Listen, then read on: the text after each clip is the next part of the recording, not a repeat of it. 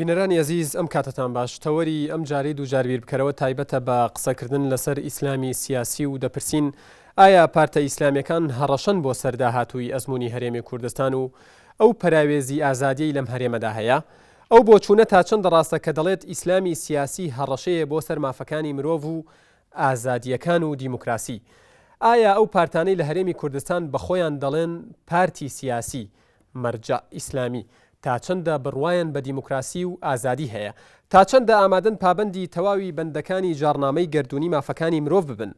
گەر ئەزموونی دەوڵەتی دینی لە ئێران و سعودیە و سوودان شکستی هێنابێت، باشە خۆ مبارەکی میسر و بن عەلی تونس و سووریای ئەسەد و یەمەنی ساڵح ئیدعای ئەلمانیەتیان دەکرد و بە ئاشکراش پێشێلکاریان بەرامبەر مافەکانی مرۆڤ و دیموکراسی دەکرد و چارەنووسیشیان دیار بوو. سەرکردەی یەکێک لە پارتە ئیسلامیەکان دەڵێت دارخورما چەند لە شاخی قەندیل شین دەبێ و دەڕوێ مارکسیزمیش هێندە لە ناو کوردەواریدا. لە مەڵقەیەدا تاوتوێی ئەم پرسە و چەند تەوەرێکی دیکەی پەیوەندیدار دەکەین بە میوانداری دوو بەڕێز. بەڵێ میوانی یەکەممان عوسمان حاجی مارف سکرتێری کۆمیتەی ناوەندی حزبی کۆمۆنیستی کرێکاری کوردستان بەخێراتتان دەکەم. هەروەها دانا دارا حسێن پارێزەر و کادری کۆمەڵی ئیسلامی بەخێراتری جەنابیشتان دەکەم. بەڵێ بینەرانی عزیز بۆ ئەم ئەڵقەیەش کۆمەڵێک میوانی ئەزیز و بەڕێز لێرە بەشدارن و بە پرسیار و بەدەنگدانیان بەرنامەکە جوانتر و دەوڵەمەندتر دەکەن بە خێراتنی هەموو لایەکتانەکەم سەرچاوماناتن. بەر لەوەی بچینە لای تەوەرە سەرەکیەکانی بەرنامەکە، ئێمە وەکو هەمیشە کە شێواز و ستایلی بەرنامەی دووجاربیر بکەرەوەیە پرسیارێکمان هەیە لەسەر بنچینەیەم پرسیارە ئەچینە ناو تەوەرە سەرەکیەکانی بەرنامەکەەوە هیوادارە مەرێک لێەوە کۆنتترۆلەکانتان حازرکەن بۆی کە من ئاگادارم کردنەوە دەست بە دەنگدان بکەن. پرسیاری ئەم ئەڵلقەیەی دووجاربیر بکەرەوە، ئایا پارتە ئیسلامیەکان هەڕەشەن بۆ داهاتووی ئەزموونی هەرێمی کوردستان؟ بەڵێ نەخێر بڕیارم نەداوە. دووبارەیەکەمەوە بەڵێ ژمارەیەکە لە سەرامێرەکانتان، نەخێر ژمارە دووە بڕیارم نەداوە ژمارە سەیە کە ئاگادارم کردنەوە دەست بە دەنگدان بکەن. ئاگادار بن تەنها یەک خولەکتان هەیە بۆ ئەوەی دەنگی خۆتان بدەن. فەرموون.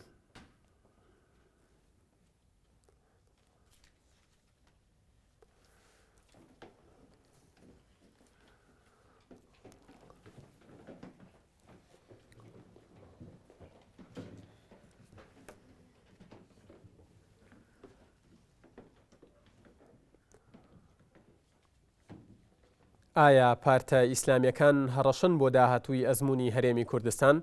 بەڵێ نەخێر بڕیارم نەداوە. هیوادارم هەریەک لەو بەڕێزانی لێرە دانیشتون بە شێوەیەک لە شێوەکان دەنگی خۆیان بدەن.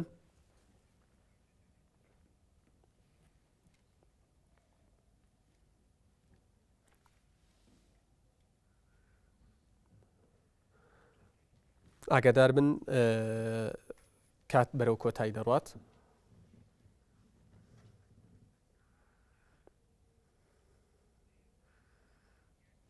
سوپاس و دەستان خۆش. کاک عوسمان بۆ پرسیاری سەرەتا و دەستپێکی بەرنامەکەت ئێمە لای تو. ئەو پرسیارە ئایا پارتە ئیسلامیەکان هەڕەشەن بۆ داهاتووی هەرێمی کوردستان یاخود ئیسلامی سیاسی هەڕەشەیە؟ پێشی بڵێم بنەخێرا بەڵێ جوابم پێویستە لێکدانەوە بین لەسەر بۆی کە بە چەند مانایەک مەسەن بۆ نمونە گەر باس لەسەر هەڕەشەی ئیسلامی سیاسی لە کوردستانە بەمانای ئەوەی کە ئایا ئەتوانێت دەسەڵاتی سیاسی بیرە، ئەوە مانایەکێتی. دانیشکەوە کە ئایا ئیسلامی سیاسی ئەگەر بێتە سەر دەسەڵات هەڕەشەیە بۆ سەر ژیانی خەڵک، ئەوەش پرسیارێکی ترە. ئەین پرسیارەکە بسوێت کە حتا کە باسی ئەزموونی هەرێمی کوردستانەکان نادەقیقە. ئەبێمە لەسەر خودی من ئەگەر بێمە سەرەوەی کە ئیسلامی سیاسی لەم دەورانەیە لە ئێستاە لە بەرامبەر هێزی ناسیۆنالیستی کووردا لە بەرامبەر پارتی و یەکێتیە ئەو هێزە نییە کە بتوانێت ئاڵوگۆڕە دەسەڵاتی سیاسی بکە. بۆ مانایە بۆنی کە بڵێم بتوانێت پارتی وەلابخە بیرروخێنێ یا بە ئینتخاباتە بەدەنگ لی بێتەوە و هەروەها لە مەنتیقای یەکێتی وەلا بنێ. بۆمانە کە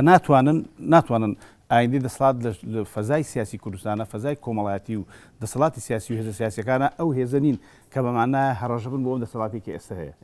بۆمانە ئەوەی وا ئەکا کە هەڕەشە نەبن ئەوەیە کە ئەوان ناتوانن بێنە دەسەڵات، کە ئەوان ئەمڕۆ فەزای کوردستان هەرکە فەزایکی ناسیۆنالیستی زیاتر، ینی خەڵک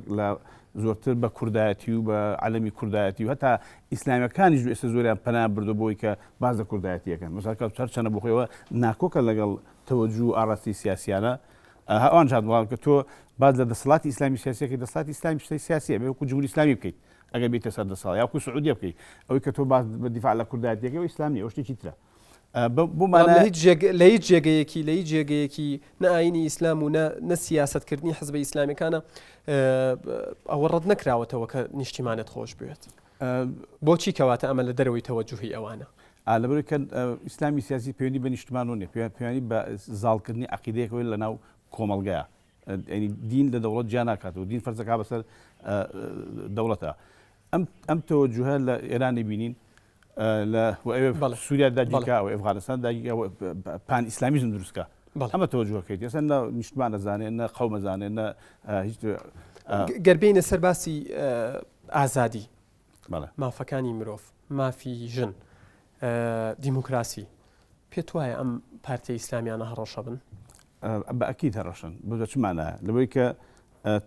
پێش هەموو شتێ دینی ئیسلام ئیسلامی سیاسی فەرزکردنی عەقیدەیە بەسەر ئینسانەکانە کە لە چوارچێوەیە کا دەسەڵاتی سیاسی وەرەگرێ ئەوەی کە جمهوری ئیسلامی بینین ئەسڵ ئایدینە مەسەبە هەموو مەسەبێ وایە هەموو عەقیدەیەکی جوایە هەتا مەسەلەن عەقیدەی قەومی شەروایە کە تۆ مەسەل حکومەتی بەعسکەی و ئەمە ئومەی عەرەبیە یعنی عەرەب مهمە ئینسان مهم نییە هەر جهێتێکی سیاسی بەڕێ من بێژگەل لە ئیسلامیش هەر جهێتێکی سیاسی کە عەقیدەی کرد بە ئەساس ئینسانی نەکرد بە ئەساس ئەوە خەتەرە بۆ سەر ژیانی بەشەریەت خەتەرە بۆ ژیانی ئەو شوێنی کە ئینسانەکانی تیاژین خەتەرە بۆ سەر ئازادی سیاسی خەتەرە بۆ سەر مافی ئینسان تۆ بەڵام ئەگەر ئینسانە بە ئەساس وەرگرت و عەقیدە ئازاد کەیت لاقی بە عەقیدە جاکەیتەوە لە دەوڵەت جا قەومیە ئیسلامیە مەسیحیە هەر دینێکە ئەمە جیا کردەوە ئەوسا ئەتوانین مافی ئینسان ئەتوانین بیپارێزین کە تەفاسیڵیشی زۆر سپاس.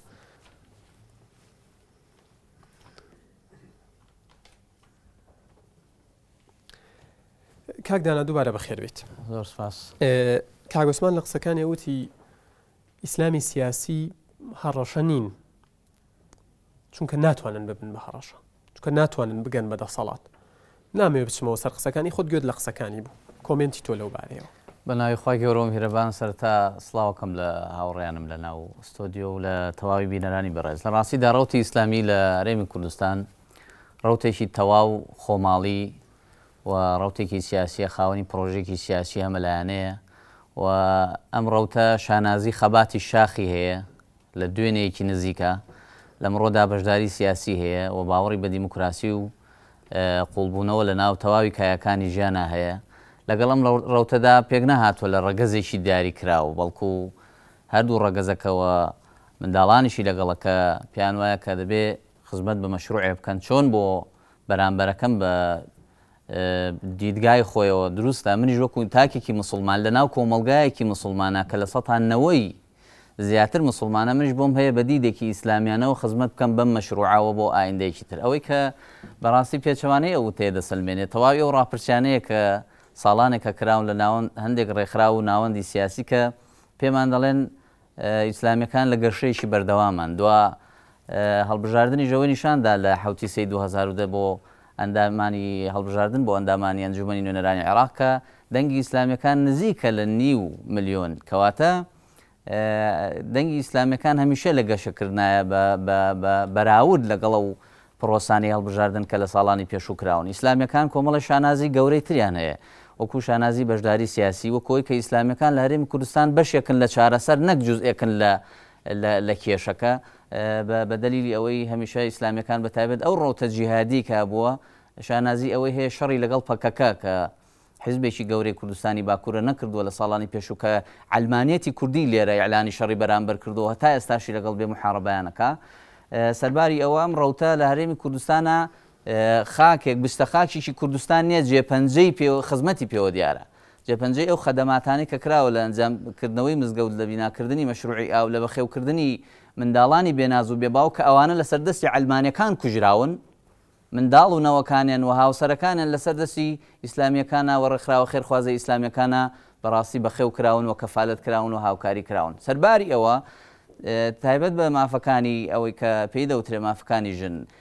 شانازیە بۆ ڕەوتی ئیسلامی یەکەمین لایەنی ئیسلامی سیاسیە لە هەرێمی کوردستان کە ئافرەت بگاتە مرکزی قرار ناوەندی بڕێردان و بەشدار بێ لە دروستکردنی قراری سیاسی و ئەندامی پەرلەمانی چالاکی هەبێ ئەمانە بۆ خۆیان ئەمانە بەسە بۆ ئەوەی بڵین کە مافی ژن و مافی ئینسان و ئازادیەکان لەناو لایەنە ئیسلامیەکان نەپارێزراون بە دڵنیاییەوە بەرەوەی کەسێک گەیشتوتە پۆست و پلەیەک ئیتر ئەمە مبەڕیری ئەوە بێ کە ئەوان مافیان پارێزراوە بە دڵنیاییەوە ئافرەت لە کۆمەڵگای ئێمەدا بەداخەوە پەراوێز کرا و کەلتوری ئێمە کەلتورێکی تا ڕادەیەک داخرا و وەکو بڵێ پلە دوو تەماشای ئافرەتی کردو ئێمە بەڕاستی زۆر باشیشمان لەسەرەوە کردو کە دەبێ ئافرەت بگاتەوە موقعی ڕاستەقینەی خۆی و ئافرەت دەنگی هەبێەوە قسەی هەبێەوە بەشداری بکەوە تایبەت بێ بە تەنانەت پێشمان وا بووە هیچ ڕێگرێکی شەرعی نیە ئەگەر ئافرەتێک ببێتە سەرۆک کۆمار یاخود پلەیەکی زۆر بەرزۆر بگری هەروەها لە گەنجان ئێمە ڕێکخراوێک لە هەرێمی کوردستان ئەو شانازەی بۆ کۆمەڵی ئیسلامی تۆمار کرد کە تاکە حیزبێک کە لە ناو پەیڕەوی ناوخۆکەی تەمەنی ئەندامانی سەرکردایەتی لەسەر 25 ساڵ وەستاندووە ئەوەی وەکو بەڵگەیەک هێنایەوە کە حیزب عەلمانیەکانیش لەوانە پارتیوێکێتی هێشتا نەگەیشتونەتەوە ئاستەوە 30 ساڵیان دیاری کردو بۆ تەمەنی و کەسانی کە دەتوان خۆیان بپاڵێن بۆ سەرکردایەتی ئەوە شانازیەکە لەو لایەنەوە بەڕاستی بۆ ئێمە دەسا و دەستی دەسەڵات هەر لە ناو خودی حیزبەکەەوە لە ناو دەرەوەیش لە ناو خودی حیزبەکە ئێمە ڕەوتی ئیسلامی لە هەرێمی کوردستان تا ئێستا چەندین جار ئەمیندار و ئەمیر و ڕابەری گۆڕیوە لەلایەن بەرامبەر ئەم حاڵەتە بەڕاستی نەگۆڕاوە بەو شێوە بەڵکو هەل لە جێ خۆیەتی لایەنەکانی تری وەکو بەشداریکردن لە دەسەڵات لە هەڵبژاردننی ساڵی 92 ئێمە بۆ ڕێژەی کە دانرابوو لە ساعە 7مان نەهێنا کەمتر بوو لەو ڕێژەیەوە تا کورسیمان بەدەست نهێنا ڕازی بووین وە تەنازولمان کرد لە تەواوی سەوتەکانمان مافەکانی خۆمان لە دەنگدان لە دەنگەکانی خۆمان بۆی پرۆسەکە بەڕاستی ناکام نەبێ و بگاتە نەتیجە لە ساڵی 2005 ئێمە و کاتە ئەمیری کۆمەڵی ئیسلامی مامۆستا عەلی باپیل لە زیندانی ئەمریکیەکان بوو کە ئەوەش بۆ خۆی شانازیەکە بۆ ئیسلامیەکان کە هێزەکانی ئەمریکا دێتە عێراق یەکەمین دەستوەشاندن لە ئیسلامیەکانی ئەوە شوێنەوە ئەمیر یەکێک لەو حیزبانە خاتە زیندانی خۆی بڵێم ئەگەر دەرفەتم بێ ئێمە لە 2005 کاتێ دەنگەهێنین دوو کورسی پەرلەمانی بەغدا بەدەستهێنین ئەو کاتە عەلمانیەکانی کوردستان نەکەر متمانیان بە ئێمە نەبوو بەڵکو شەڕیان دەکرد لەسەر ئەوەی کە ئێمە هەر لە وجودا نەمێنین ئەو کات وەکو مووقیفێکی مەردانە ئیسلامی کوردستان بە تایبەت کۆمەڵ و یەکگرت و حوسنی نیەی خۆیان بەیانەکەن و ئەو دوو کورسیە بەخشنە لیستی هاوپەیمانی کوردستان و دەنگی کوردی بەهێزەکەن دەمویست ئەو نقطەیەش بڵێم دەبەخشی دەمویستم ئەوە بڵێم کە ئێمە لە هەرێمی کوردستان سەرباری ئەوەی کە بەم شێوەیە فەزا ئەو کەمان ڕاگرتووە جوزئێکین لە ڕاگرتنی ئارامی سیاسی و ئاسایشی هەرێمی کوردستان کە ئاسایش لە هەرێمی کوردستان دەتوانرێت بە چەند کەسێک تێک بدرێت بەڕاستی ئێمە لایەنێکین کە ئیسلامیەکان تەمثیلی ڕەوتێکی زۆر معتەدیلی هاوسەنگەکەن و میانڕەوەکەن بە دیوێکی ترا تەنانەت خەڵکی ئیسلامی ئێمە کاکە ژینگە پارێزیشن لە هەرێمی کوردستان 9 ملیۆن کەس بە سەبەبی ئێمە جگەرە ناخوا ئەوە نیشانەی ئەوەیە کە ئێمە موساهەمەکەین لەوەی کە ژینگەیەکی پاک بە تەواوی بڕواتان بە تەواوی بەندەکانی جارنامەی گردوونی مافەکانی مرۆڤ هەیە یەکەمین کەس بووین کە ئێمە پرۆژەکەماندا کە باوەڕمان وا بۆ بێم بەندانەی جارنامەکە لە منهەجی پەروەردەی بخوێنرێ و بێم ئەم بجارنامەیەک و خطوطێکی عام وایە دەبێت لە ناو یاساکانی هەرێمی کوردستان جێ بۆ بکرێتەوە و مامەڵێکی ئینسانی لەگەڵ بکرێتەوە لە ناو بەندەکانی ینی لە ناو ئەو سی خاڵەدا باس لێوا کرێت کە مرۆڤ ئازادە لە بیر و باوەڕی لە پۆشینی جلوبەرگ لە ممارەسەکردنی سیاسی لە ممارەسەکردنی ئەوەی چ دینێک بۆ دینی خۆی یان بێدینی هەڵەبژێرێ ئەمان ئێوە بڕواتان بەوەیە بۆ نمونە ئەو کەسێکەیە وەکو لە لایەنە ئیسلامیەکان ناوی ئەنێن مولحیدە کەسێکەیە جوولەکەیە کەسێکەیە بڕوای بە هیچ نییە کەسێکەیە بڕوای بە ئاین نییە بە هیچ ئاینێک ئێوە گەربێن لە دەسەڵات ئەو هەڕەشەیە نابن بۆ سەر ئازادیەت کەسیەکان و ئازادی گشتیەکان ئینسان نییە کە دابەشی بەهشت و دۆزەق لەسەر خەڵک بکە ئێرە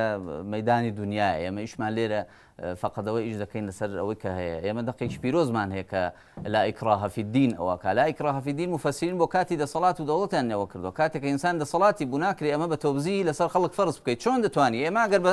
بە زۆر طبعاً خەڵک بینیتە سەرخەت ئەو کاتە لە کافر دەیکەی منافق نایکەیتە موسڵمان من باوەڕم وایە تەحەدایەک لێرە دووفات دەکەمەوە لە تاریخی دەسەڵاتی کوردی و ئەوەی کە ئیسلامی نفوذی هەبوو لە هەرێمی کوردستان یەک کۆمۆنیست لە سەردەستی ئیسلامی نەکوژراوە و زیندانی نەکراوە کۆمۆنیستەکان لە سەردەستی خەڵکی تر کوژراوە خۆیان بوو کاک عوسمان لە ئەخیر قسەیەوە دەست پێەکەم ئەڵێت لە مێژوودا یەک کۆمۆنیست لەسەر دەستی لایەنێکی ئیسلامی نەکوژراوە لە کوردستان ئەڵێ ئێمە بڕوامان بە تەواوی بەندەکانی جارنامەی گردوونی مافەکانی مرۆڤەیە ئەڵێ ئێمە بەشێک نین لە کێشە ئێمە بەشێکین لە چارەسەر ئەڵێ ئێمە ڕێگامانداوە بە ئافرەت و بە ژنان کە بێن ناو کایی سیاسیەوە و پۆست و پلیان هەبێت ئەڵێ ئێمە چۆن بڵێ بەشێکین لەو ئاشتی و ئارامی کە لە هەرێمی کوردستان و بوونی هەیە و قەت بەشێک نەبووین لە کێشە و قەیرانەکان. پێشم شتێ دوو هاوڕێ ئێمە شابڕ عەبدولقادر و قابیل لە هەولێر بەدەست ئیسلامیەکان کوژران ئەوە مەسەلەیەکە لە دادگایە کەسی گیراون کە ئیسلامین بەڵام جارێت پێچ و پەنای تەیە و دادگا ڕۆشنی ناکاتەوە مەسائلێکی کەڵاوی کە خۆمان وەسائقمان دۆکیمنتمان دەستکەوتووە بەدەست ئیسلامیەکانە و یەکێک لەوانە مەلابەشی لە فتواکە دەوری هەیە ئەوە وانێ ئیسلامیەکان سپاس دەکەم گەر بەبێ ناوهێنان بەڵێ المهم جار میشکێت باسەکە گۆڕا من باسیەوە تۆ سوالەکە دەوەیە پرسیارەکە دەوەیە کە ئایا ئیسلامی سیاسی توانێت دەسەڵات بێت تۆ شانازی بە خۆتەوەکەی شانازی بە خەباتەوەکەی خەباتی ئەڵێ بە پشتبەستن بەم قسانە بەم شتانەی کە من باسم کرد و خۆی ئاماژەی پێدا بە تەفسیری ئێمە نەچۆسەوەی کە باسیەوە چمانایە ئەخ هەڕەشە من هەر نازانم هەڕەشە تۆ بەس چیە دەسەڵات دەگرن یانە بە من قسەکەی لەسەرەوەی ئەمان ناتوان لە کوردستانە دەسەڵاتی ئێوە هەمیشە لە وتارەکانتانە لە ناو کوردستان و لە دەرەوەی کوردستانیش لەو ڕەوتەی کە تەمسیلی یەکەن ئەڵێن لایەنە ئیسلامیەکان هەڕەشەن بۆ سەر کۆمەلگا هەڕەشەن بۆ ئەگەر لە دەسەڵات نزیک بنەوە تەنان ئێستا باسی میسرەکەن ئەڵێن ئەمانە تا لە دەسەڵات زیاتر ڕۆ بچن قەیرانەکان گەورەتر و قوڵترە بێتەوە نمونەی ئێران تێنایە نمونەی سعودیەمانەیە نمونەی سوودانمانەیە نمونەی فترەیەکی حکومی تالیبانمانەیە لە ئەفغانستان کە ئێواڵێن ئەمانە زۆر خراپ بوون کەواتە هەڕەشەکە ئەوەیە کە ئێمە دوومانە جەرەوەی کە ئیسلامی سیاسی لە هەر شوێنێکە دەسەڵاتی گرت دەسەڵاتی گرت بەمانای ئەوەی کە دین جا ناکاتەوە لە دەوڵەت و دیفاع لە ئیسلامی سیاسیەکە ئەوە تەوەجووەکەیتی ئەوە ئاڕاستە سیاسەکەیتی بەمانایەوە کۆمەلگای ئازادیتیان نابێ نمونەیەکم پێ بڵێ لەم دنیاە کە ئیسلامی سیاسی لە دەسەڵاتی سیاسی بێ خەڵق قبولی بێ خەڵق اعترازی پێنەکە ئێمە باسی هەرێمی کوردستانەکەین باسی هەرێمی کوردستانەکەین لە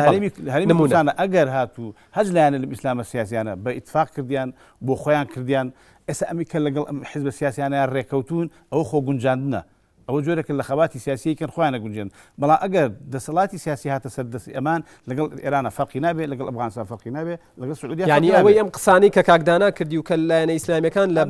بانگەشەکانیانەیە کەنەمە تەنها بانگەشەی ئیدعایە ئەسلی نییە نایەتەوە لەگەڵ عەقیدەکان نایەتەوە لەگەڵ تۆجۆ سیاسەکان نایەتەوە لەگەڵی کە دین جا ناکەیت و تۆ بڵێ من تۆ ئینسانە بۆ یا ئیسلام بۆ کامیانە بۆ مهمە مسبقا ئەوە خۆن ئەگەر تو ئینسانت بۆ مهمە بۆ خۆت ناوناوە ئیسلام ئێوە ئینسانتان بۆ مهمە یان ئیسلامتان بۆ ئێمە تەمەسوکەکەین بە ئاەتێکی پیرۆزی خۆی میهرەبانەوە کە فەرمێ وەلەقەد کەڕەمنا بەنی ئادەم باوەڕمان وایە هەموو ئادەمی زادێ تەکریم کراوە ڕێزی لە گیراوە بە جیاوازی ئاینی بە جیاوازی ئینتیمای سیاسی و مەذهبی و دینی و هەر چۆن بیر دەکاتەوە بەڕاستی بۆیە ئینسانە کە بتوانێنی بەڕاستی مخەیەرە و سەرباری ئەوە لە دەوڵەتی مەدەنیە هەمیشە ئینسان لە دەوڵەتی مەدەنیە جیاوازە لە دەوڵەتەکانی ترە دەوڵەتی مەدەنیە باوەڕمان وایە ئەمە سیادە بۆ شەرعەوەی کاک عوسمانە فەرمێ ئێمە باوەڕمان وایە کە سیادە بۆ شەرعینا دەسەڵات بۆ خەڵکە و خەڵکە خۆی هەڵی دەبژێرێ کێ هەڵەبژێرێت چۆن ئەوەکە ئەو دەستی دەسەڵاتە لە نێوان ئینسانە کرێکەوەتە ئینسان جەوهەری ئەوەیە لە پەنای هەموو ئاەتێکە ئینسانێک هاتووە باوەڕمان هەر ئیسلامیەک لەم خطوطانە تەجاوز بکە ئیسلامیەکە خۆی دادگایەکرێ ینا ئەمە پشتبەستین بەو کۆمەڵە توراثە فقهیە گەورە ئیسلامیەکە هەموو کۆمەلگاکانە زانن ئێمە باش ئەوە لێک دەدەینەوە کە ئێستا دەرکە و دوای شۆڕشەکانی بەهار لە وڵاتانی عەرەبی کە بەڕاستی ئیسلامیەکان گەورەترین بەدیلن فەرموو ئەوە ساڵانێک هەمویان تەجربە کرد عەلمانیەکان و چەپەکان و وإلى آخره فەرموو کێ لە گۆڕێماوە ئەوەی کە ماوەتەوە بەڕاستی تەنها ئیسلامیەکانن ئەوەی کە ممارەسەیەک فکری سیاسیەکە هەر دەرفەت بێ ئێمە لەگەڵ ژینگەیەکی تەواو ئارامین تەواو باوەڕمان وایە هەتا ژینگەکە ئارام بێ بۆ ئەم ئیسلامیانەی کە وەکو بەدیل خۆیان پیشان داوە ئایا دیموکراسیان هێناوە ئازادیان هێناوە مافی مرۆڤیان زیاتر بردۆتە پێشەوە قابلی ئەوەیە کە ینی تەقیمیان بکەین قابلیەوە هەڵسەنگاندنیان بۆ بکەین ئەو کۆمەلگانەی ئەوان هاتوون 80 ساڵ زیاترە دەوڵەتانی عەلمانی ئەم وڵاتە وێران دەکات بەڕاستی بە کلیکێک بە ساڵێک و دوان بەڕاستی ئمە بینا ناکرێتەوە باوەڕم وایە ئیسلامیەکان خەتوەیەکی زۆر گەوران لە پێشە لانی کەمەوان نەکردبێ ئیسلامیەکان بۆ خۆیان کادری زۆر دەستپاکن کادری زۆر باش و خوێندەوارن نسبەی خوێندەواری لە ناو ئیسلامیەکان زۆرترە تا ئەسحابی شەهادات زۆرترە و خەڵکانی خاوەن کەفاءە زۆرترە لەوانە لە نزیکترین وڵاتی تورکیا لە وڵاتێکی قەرزاری بەڕاستی لە زۆر لە پەراوێزە ئێستا هاتوتە پێشەوەی کە بۆتە عیملاقێکی اقتصادی و کاریگەری هەیە لەسەر ئیسلامیە ئەوانەی کە لەوێن ئەوانەی کە زیمامی ئوموریان بەدەستە باوەڕمان وایە ئەمە کەسانێکن خاوەن پەیامن خاوەن پەیامدار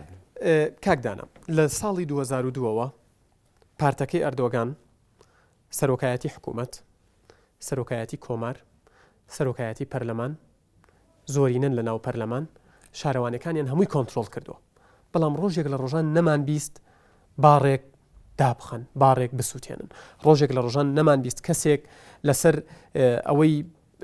چۆن بڵێ ممارەسەی ئازادیەکانی خۆی کردووە سزا بدرێت ئایا ئەمە دەکرێت تۆ پارتێک کە مەرجعی ئیسلامیە بەڵام لە ڕفتاری جیاوازە وەکو ئەلمانیەک تەعاملەکات باوەڕم وایە دەبێ ئێمە بزانین کە سبەینێک کە ئیسلامیش دێتە سەر دەسەڵات کۆمەڵی یاسا و ڕێنمایی هەیە کە پێوەی پابند بێ باوەڕم وایە ئەو جۆرە تەسەورانە لادان لە نظام و سلوکاتی عامە ئەمە شتێکن دانراونەوە یاسا نابێت تەجاوزی بکەیت ئێمە خەڵکانێک گەر باوەڕی بە مقدسیش نەبێت ئەو شتانە چین ئێمە لە هەرێمی کوردستان هەر چۆن بیریارێک گەڵێ ئەوەندە عقلی بەڕێوەبردنمان کامل نەبووە تا بچین سەرخۆشیشی بکەین ئەگەرچی ئێمە بەڕاستی لاریمان لەوە نییە چۆن ممارەسە ژیانی خۆیەکە باوەڕمان بۆیە کە دەبێت ئینسان لە وڵاتی ئێمەدا تەقدیس بکرێت ئینسان بە نیعمەتی عقلەوە بەڕێزەوە وەخاوەنی ڕێز و حرمەت و ئەوە لێ گیراوە باوەڕمان وایە دەبێت ئینسان ئەم نیعمەتە گەورەی خوای میهرەبان زایە نەکا بە شتایەکی تر هەروەها ئەگەر بە ئیجباریش بێ بیسەپێنی بەسەریا نا ئێمە ناکرێت کەسێک بڕوای وایە ئەڵێ من ئەڕۆمە باڕێک مەشروب ئەخۆمەوە ئەڵێ من ئازادم لە هەموو وڵاتێکە کۆتوبند لەسەر ئەم قیودی لەسەر یاسا خۆی بخۆی بۆ ئاتۆکە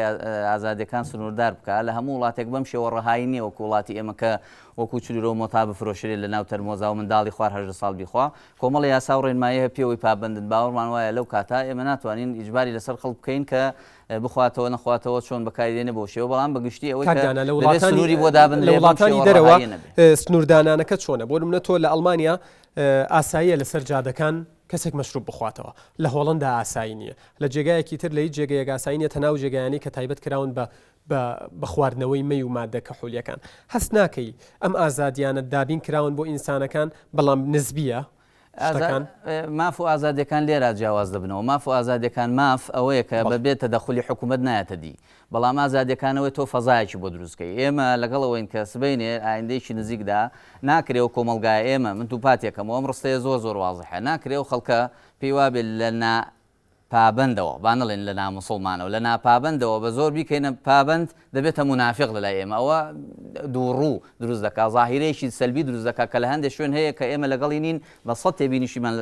لەسەری هەیە باوەڕمان وایە دەبێت بە تەواوی حتا حیجاب و خۆ پۆشتەکردنەوە و ڕێکپۆشی زۆربەی زانان لەسەر ئەوەوە ئێمەش نەزەرمان وایە مامۆستا عەلی باپیر ئەمیری کۆمەڵ تەسەوورمان وایە کە ناکرێت سبەینێ ئەم خەڵکە بە زۆر بکەیتە ڕێکپۆش بەڕاستی ئەو کاتە خۆداپۆشین هەرکێکی شخصیە و ئازادێکی شخصی زۆر سپاس کاکۆسمان پێشەوەی بچینە لای ناوبڕێک دوای ناوبڕەکە قسەکانت تەواوەکەی بەڵام ئەکرێ پێم بڵێ بۆچی ناکرێت حاڵەتی ئیسلامی سیاسی وەکو ڕەوتێکی سیاسی تێکەڵ بە گەشەی دیموکراسی و پرۆسی سیاسی بکرێن چەند شتێک پێش یەکەم شت ئەمەی کە ئەم ئیشاری پێ ئەم وڵاتانە علمانی هیچیان علمانی نییە ئەو ببڕێتەوە هەموو جار ئیسلامەکان کەن بازەکەن ئەم حکومەتی بەعز علمانیە حکومەتی حوزبی بارەک علمانی هیچی علمانی نیە هەمووی قەومین و هەمووشی سنووردی لەگەڵ ئیسلامان نەکردووە هەمووشیان دەستورەکان ئیسلام بۆیان مەرجع سەرچاوی قوانینەکانیان شەریعی ئیسلامیە ئەمانە ئەمە کە تۆ پێڵی علمانی ئەوجار کەت لە خەڵتێکە کرد ڕخنە تۆ لە علمانیەکەی بەڵام علمانە لە منطقای وجودی نیە بەدەسەڵاتی سیاسی بە ئەحزابی سیاسی هیچیان هەتا یەکێتی پارتی علمانی نین قسەکانتەوە بۆی ناوبڕێک وەربگرین کاگۆسمان ئەوی کەی کە ئەزانی چۆنە ئیسلامی سیاسی خەریکە دیموکراتێتیش خۆی گونجەیە لەگەڵەوە هەردووکیان هاوتە خۆ دیموکراتی چیە ئەزانی چۆن چی ئیسلامی سیاسی بێت چ قومی بێت چی دیموکراتی بێ هەر هەمووی ئەو قڵشتە تەبەقایەتی کە هەیە ئەو وەزع چینایەتی و دەوڵەمەند و فەقیرە هەیە کرێکار و بۆژوازی هەیە ئەمە پارێزن هەمویان قسەی خۆتت بیر نەچێتەوە دوای ناوبڕەکە قسەکانت تەواوەکەی بینەرانی عزیز ناوبڕێک و گفتوگۆکەمان بەردەوام دەبێت